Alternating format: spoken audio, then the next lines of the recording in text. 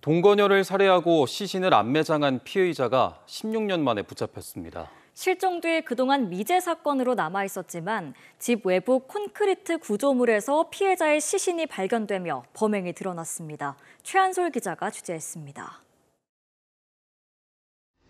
경찰이 경남 양산의 한 원룸에서 50대 남성 A씨를 긴급 체포합니다.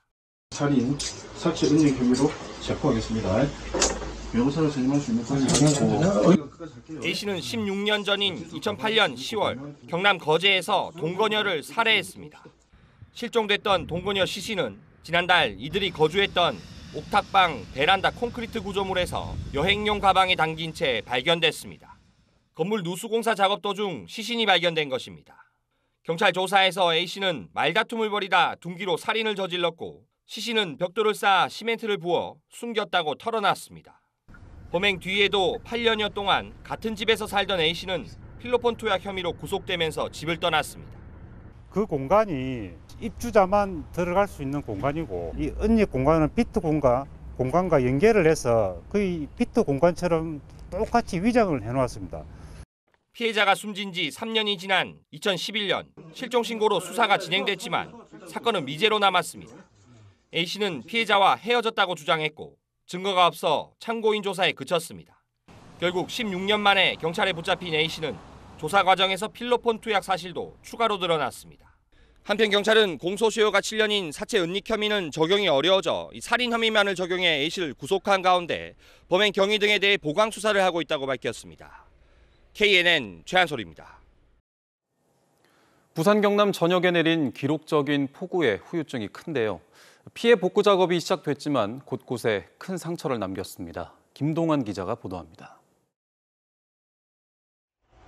경남 김해시의 대성동 고분군입니다. 폭우가 쏟아지던 지난 21일 물폭탄을 견디지 못하고 96제곱미터 크기의 사면이 내려앉았습니다. 구릉 사면 일부가 붕괴된 고분군은 임시 보호 조치가 내려졌습니다. 고분의 중요 가야 유물 상당수가 훼손됐을 우려도 큽니다. 유실된 토사하고 절개면을 기초적인 조사하고 그다음에 국가유산청의 허가를 받아서 발굴 조사를 실시하고 화해 농가는 쑥대밭이 됐습니다. 펌프를 가동해 고인물을 쉴 새 없이 빼내고 있습니다. 빗물이 인근 하천으로 빠져나가지 못해 잠겼던 겁니다. 어른 허벅지까지 물이 차올랐던 비닐하우스입니다. 물은 빠졌지만 온통 진흙벌로 변했습니다. 가을 출하를 앞두고 공들여 키워온 꽃들은 이번 폭우에 직격탄을 맞았습니다. 농부는 덮어쓴 흙을 씻어내며 한 송이라도 살려보려 애를 써봅니다. 뭐라도 한 개를 살리고 싶었어. 솔직히 저도 위에 막 물이 다 막 뻥물이 있다 보니까 세척을 하고 혹시나 살라나. 빌라 건물 옹벽은 기울어져 무너지기 일보 직전입니다. 3m 높이에 길이 20여 미터의 옹벽이 지난 폭우를 견디지 못한 겁니다. 간밤에 긴급 대피 소동을 빚었던 입주민들은 가슴을 쓸어내렸습니다. 쿵 소리 나고 뚝뚝뚝 소리가 쿵 소리가 나길래 그래가지고 막 이분 방청이 그 뭐십니까 그대로 뛰어 나왔죠. 이 농계를만 난리가 났더라고요. 30세대 입주민 50여 명은 하루아침에 이재민 신세가 됐습니다. 옹벽 보강 작업이 진행 중인 가운데 창원시는 건물 안전 진단을 거쳐 후속 조치에 나설 계획입니다. 이재민 대책이 중요합니다. 이재민들에 대해서 불편이 없도록 최선을 다하겠고 정밀 안전점검 결과에 나오는 결과에 따라서 공법이나 폭우 피해 복구 작업은 곳곳에서 시작됐지만 추가 피해도 우려돼 상당한 시일이 걸릴 전망입니다. KNN 김동환입니다. 부산 도시철도 공사장 인근에서 올해만 8차례 땅꺼짐이 발생하고 있지만 뚜렷한 원인을 알지 못해 시민 불안감이 커지고 있습니다. 운전자들은 사고가 날까 봐 이 구간 통행을 기피할 정도인데 관계기관이 연약 지반 때문이라며 변명만 하자 부산시가 감사를 실시해 원인 찾기에 나섰습니다. 조진욱 기자입니다. 갑자기 꺼진 도로에 소방지원차가 빠지고 지나가던 트럭이 그 위를 덮칩니다. 뒤따르던 버스도 급하게 멈춥니다. 사상하단선 공사 구간으로 최대 깊이 8m나 되는 땅꺼짐이 2개나 생겼습니다. 이 2대가 푹 안을 땅속에 들어가 버렸어요. 그 2번 꺼지지요. 여기 꺼지고 2번째 꺼진 게. 사상하단선 공사 현장에서 땅꺼짐이 발생한 건 반년도 안 돼서 벌써 8번째입니다. 지난해까지 합치면 11번에 달합니다. 자고 나면 생기는 땅꺼짐에 주민들은 극도로 불안해하고 있습니다. 운전자들 사이에선 이 구간을 기피하는 현상까지 일어나고 있습니다. 도시 한복판에서 도로에 위에 차가 부대가 꺼진다는 자체는 너무 안전 공사를 하지 않나. 시민들이 불안해서 이렇게 다닐 수도 없는 이런 도로를 만들어가지고. 땅꺼짐은 SK가 시공을 맡은 109를 기점으로 209 경계선까지 번지고 있습니다. SK는 앞서 집안 치마로 대형 붕괴 사고가 났던 부전마산 복선전철 공사도 도맡은 곳입니다. 상황이 이런데도 발주처인 부산교통공사는 당초 매립지였던 집안이 약했을 뿐 공사 문제는 아닐 거란 기존 입장을 되풀이하고 있습니다. 공사에 문제가 있었다면 공사 구조물이 뭔가가 문제가 생겨야 됩니다. 공사는 이 폭우 왔을 때 전혀 문제가 사실 없었고요. 옆에 부분들이 지금 이런 부분이라서. 부산시는 원인 조사와 함께 다음 달부터 사상하단선 공사와 관련된 특정 감사를 진행합니다. 주변 지반이 워낙 약하고 또 그 대형 공사가 이루어지고 있기 때문에 언제든지 발생할 개연성이 있습니다. 그래서 이번 사고를 계기로 해서 철저히 한번 다시 전면 조사를 재개를 하고. 사상하단선 공사 이야기가 나온 것도 10년이 훌쩍 넘었습니다. 늦어진 공사에 연이은 땅꺼짐까지 최악의 공사 현장이란 오명을 피하기 힘들어 보입니다. KNN 조진욱입니다.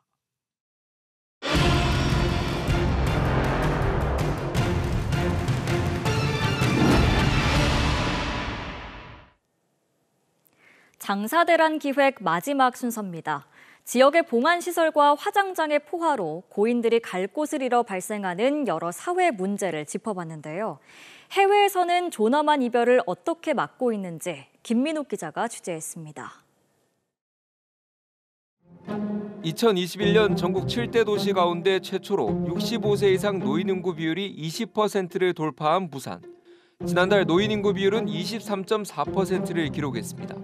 이 속도라면 오는 2027년쯤 노인 인구는 30%를 넘을 전망입니다. 베이비 부머 세대의 고령화, 그리고 이제 저출산, 그리고 인구 유출로 인해서 이제 가속도가 붙고 있고요. 그 노인 인구가 30%를 넘어서게 되는 초초 고령 사회. 그만큼 자연사 비율이 높아질 수밖에 없어 죽음은 이제 사회적 문제가 돼버렸습니다.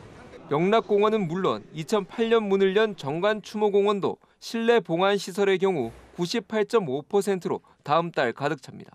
하지만 장사시설은 기피시설로 자리 잡아 봉안시설 증축 외에는 마땅한 대안도 없습니다. 제2의 추모공원을 지으려고 하면 님비 현상으로 부산시 어느 곳에 해도 못할 것 같은데 주민들이 필요한 부분을 수용만 한다면 긍정적으로. 결국 장사시설에 대한 부정적 인식이 바뀌어야 하는데 해외는 어떨까? 일본 큐슈 나카츠시에 있는 바람의 언덕 화장장. 공원에서 보면 화장장이 드러나지 않고 벽돌과 노출 콘크리트 벽면으로 장식을 최소화했습니다. 세계적 건축가의 작품으로 화장이 진행되는 동안 유족들은 대기실에서 조용히 추모할 수 있습니다. 1804년 문을 연 라세주 묘지는 프랑스 파리 도심에 위치해 있습니다. 쇼팽 등 거장들이 많이 묻혀 있어 관광객들에게도 인기가 높지만 시민들에게도 산책과 사색의 공간이 됐습니다. 삶과 죽음의 장소가 따로 있지 않고 공존하는 것입니다. 죽음을 그 사회에서 어떻게 받아들이고 표현하는가는 그 사회의 도덕, 규범, 어떻게 보면 가치 체계를 상징적으로 드러내는 아주 높은 수준이라고 저는. 이러한 시민 인식이 자리 잡기 위해서는 죽음 교육이 중요합니다. 외국 사례 같은 경우에서는 20분, 그다음에 초등학교 50분, 또 중학교 100분 이런 식으로 정책에 반영돼 가지고 교육을 해왔기 때문에 결국 장사 인프라 구축도 중요하지만 생애 주기 속 죽음을 외면하지 않는 것이 존엄한 이별의 출발점입니다. 일생에 이제 한두 번밖에 없는 이제 결혼과 마찬가지로 큰 행사라고 생각을 하는데요. 아무래도 가족분들이 이제 슬픈 마음에 같이 공감하고 동요하면서 경건한 마음으로. KNN 김민욱입니다. 부산시장 관사가 40년 만에 완전히 시민들의 품으로 돌아왔습니다. 도모헌이라는 이름의 복합문화 공간으로 새 단장해 지역의 새로운 명소가 될지 기대를 모으고 있습니다. 이 소식은 표준규 기자가 보도합니다. 선명하게 펼쳐진 부산시장 관사 정원은 이제 누구나 즐길 수 있게 도모헌 소소풍 정원이라는 이름으로 개방됩니다. 1980년대 군사정권 시절부터 40년 동안 소수만 누렸던 관사 내부도 다양한 문화 공간으로 변신했습니다.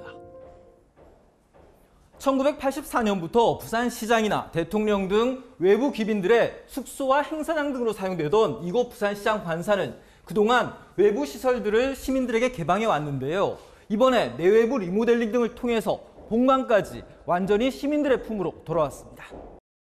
1층에는 지역의 유명 커피 매장이 들어섰고 전시 공간과 공유 오피스, 음악을 즐길 공간도 마련됐습니다.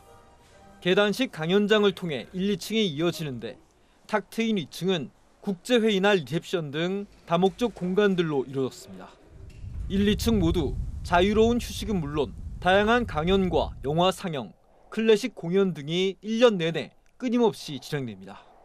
건축 공간이 좋기 때문에 건축 공간 해설 프로그램과 그다음에 여러 가지 주민들이 이용할 수 있는 학습 이용 프로그램, 야외 정원을 이용한 힐링 프로그램을 이용할 계획입니다.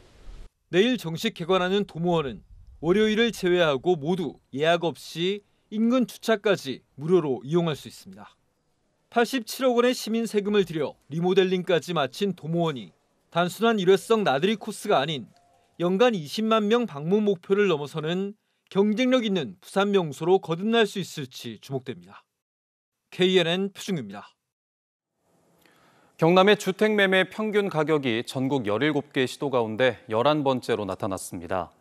한국부동산원 8월 전국조사에 따르면 경남의 주택 매매 평균 가격은 2억 200만 원으로 전국에서 11번째로 높았으며 부산은 경남보다 1억 원 이상 높은 3억 1,100만 원입니다. 전국에서 주택 매매 평균 가격이 가장 높은 곳은 서울로 8억 5천만 원이었습니다.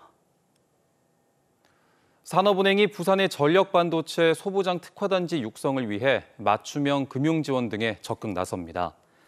산업은행은 부산 전력반도체 소부장 특화단지에 입주하는 기업에는 맞춤형 금융 혜택을 제공하고 입주기관 육성을 위한 협력과 특화단지 조성 금융자문 등 다방면에서 부산시와 협력해 나가기로 했습니다. 부산의 마이크로소프트의 새 데이터 센터가 준공됐습니다. 준공된 데이터 센터는 지난 2016년 마이크로소프트가 데이터 센터 6개를 짓기로 부산시와 업무 협약을 맺은 뒤 두 번째로 지어진 것입니다. 부산시는 데이터 센터 2곳에 안정적인 전력 공급에 나서는 한편 세 번째 데이터 센터 건립을 위해 부산진해 경제자유구역청과 입주 계약 등을 추진하고 있습니다. 르노코리아 노동조합 김동석 위원장이 사측의 직장 폐쇄에 맞서 무기한 단식 투쟁에 돌입했습니다. 김 위원장은 오늘 오전 부산 본사에서 조합원 집회를 열고 수년간 지속된 임금 동결에 대한 조합원의 불만이 크다며 사측의 직장 폐쇄 철회를 촉구하며 단식 투쟁을 선언했습니다. 지난 6일 노사 잠정 합의안이 조합원 투표에서 부결되면서 노조는 지난 13일 전면 파업에 들어갔고 사측은 직장 폐쇄로 맞섰습니다. 진주대첩 광장에 들어서는 진주성 호곡마루 건물의 설계자인 승효상 건축가가 해당 건물이 일어나는 땅이라는 개념으로 접근해 우리의 의병 정신을 기억하게 하려는 의도였다고 밝혔습니다. 또 땅속에 파묻힌 역사적 진실이 드러난다는 설계 의도였으며 건물 스탠드가 일본군의 울타리를 형상화한 것 아니냐는 질문에 반박했습니다. 부산시가 조류 인플루엔자 등 인체 감염이 가능한 신종 감염병이나 제출원 감염병에 대한 위기관리 대응 훈련을 실시합니다. 부산시는 내일 실제 인체 감염 사례가 발생했을 때 대응에 대한 역할극 등 토론 훈련, 그리고 질병관리센터와 환경연구원 등 전문가 강연 등을 통해 부산 지역 관계기관들의 전염병 관련 대응 체제를 점검 보완할 방침입니다.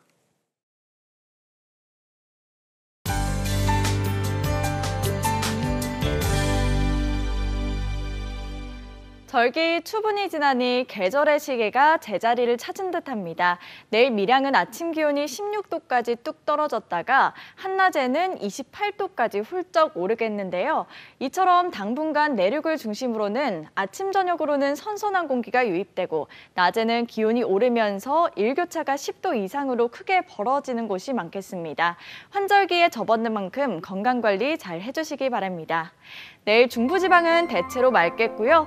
남해안과 제주도를 중심으로는 0.1mm 미만의 빗방울이 떨어지는 곳도 있겠습니다. 내일 아침 기온 진주 15도, 거창은 12도로 오늘보다 낮게 출발하겠고요. 한낮에는 진주가 27도로 오늘보다 높겠습니다. 경남 중부 지역의 낮 기온은 창원이 28도, 거제 27도, 통영은 29도까지 오르겠습니다. 부산의 낮 최고 기온 28도, 김해는 29도 보이겠습니다. 내일 새벽까지 남해와 동해 먼 해상으로는 풍랑특보가 내려진 가운데 물결이 매우 거세게 일겠고요. 또 해안가에는 강한 너울이 밀려올 것으로 보입니다. 모레 오후에 부산과 남해안을 중심으로 가끔 비가 내리겠고요. 당분간 내륙을 중심으로는 일교차 큰 날씨가 이어지겠습니다. 날씨였습니다.